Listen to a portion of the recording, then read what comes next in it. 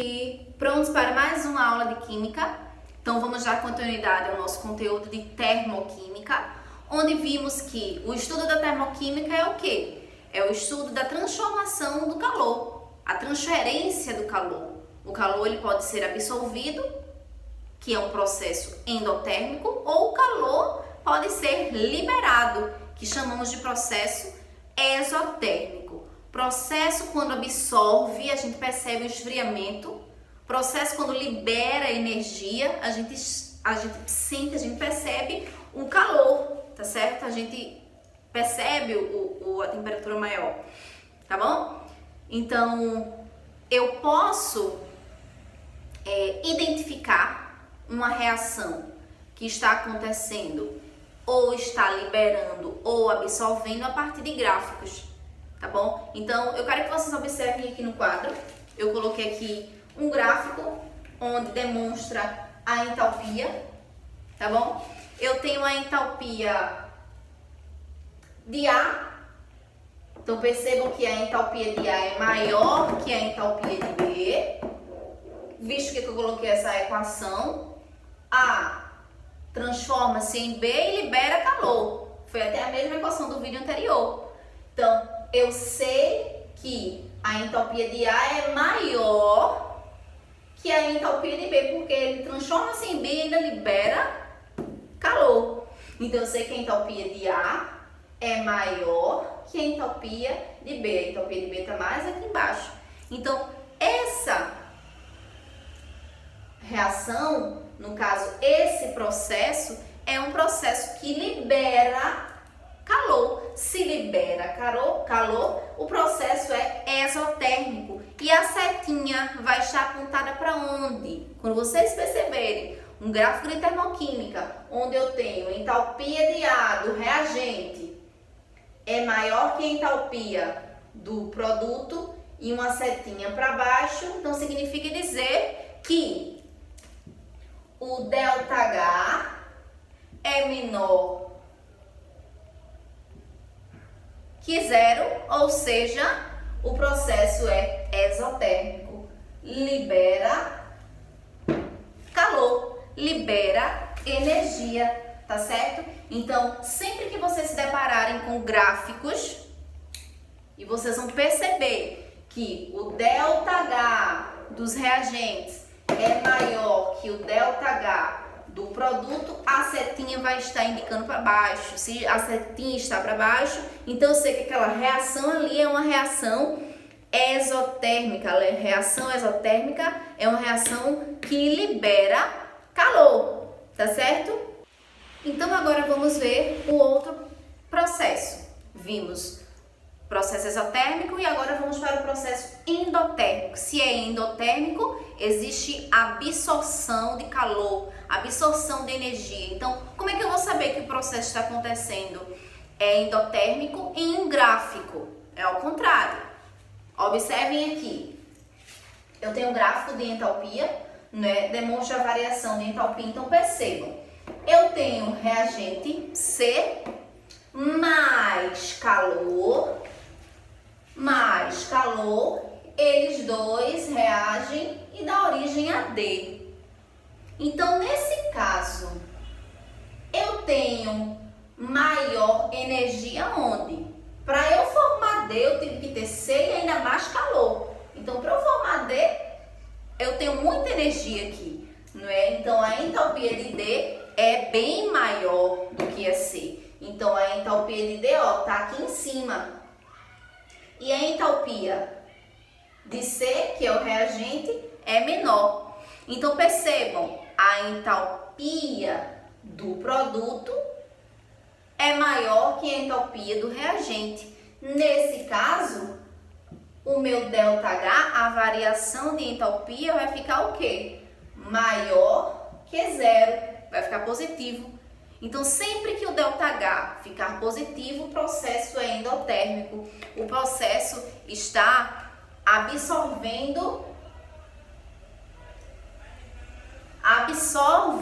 o calor, absorve energia. Então, num gráfico, a setinha vai estar para cima. Então, sempre que vocês quando estiver analisando o gráfico de termoquímica, eu estou trabalhando entalpia, entalpia de... Nesse caso, eu tenho a entalpia de reagente e a entalpia de produto. A entalpia do produto, que é D, é maior que a entalpia dos reagentes.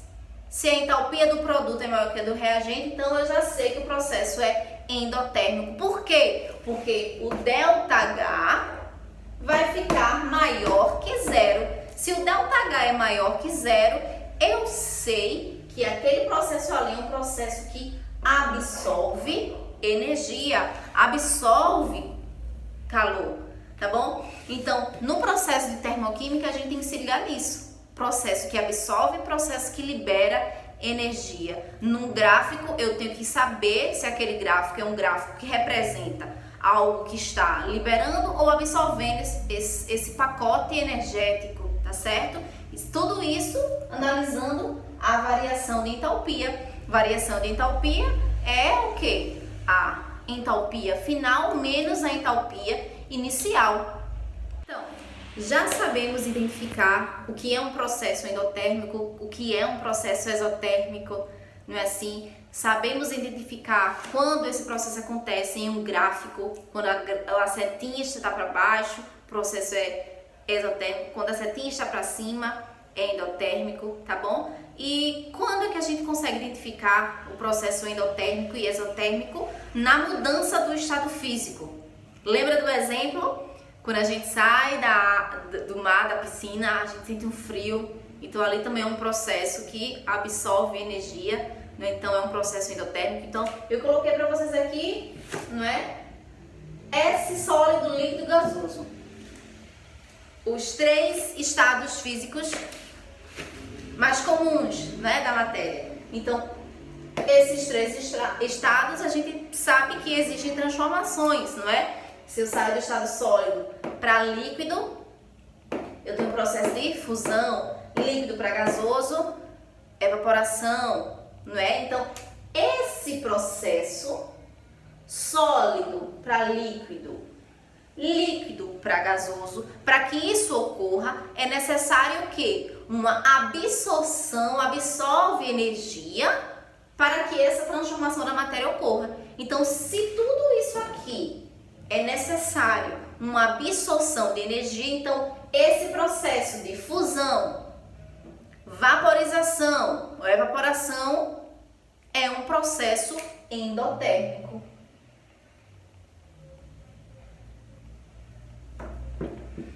Ou seja, requer absorção de energia para que as moléculas que estavam bem juntinhas no estado sólido, vocês sabem que a nível molecular, no estado sólido eu tenho a união, não é, a aproximação das moléculas, para passar para o estado líquido elas começam a se separar. Então, para que isso ocorra, é necessário uma absorção de energia, tá bom?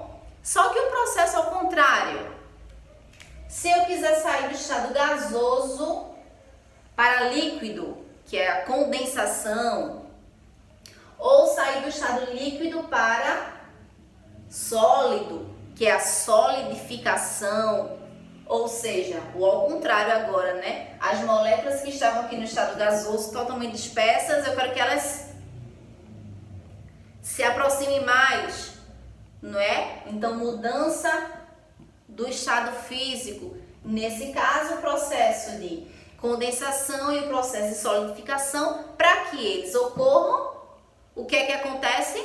Eu preciso liberar a energia que foi absorvida, tá certo? É o processo ao contrário. Então, se aqui eu preciso liberar, eu sei que aqui é um processo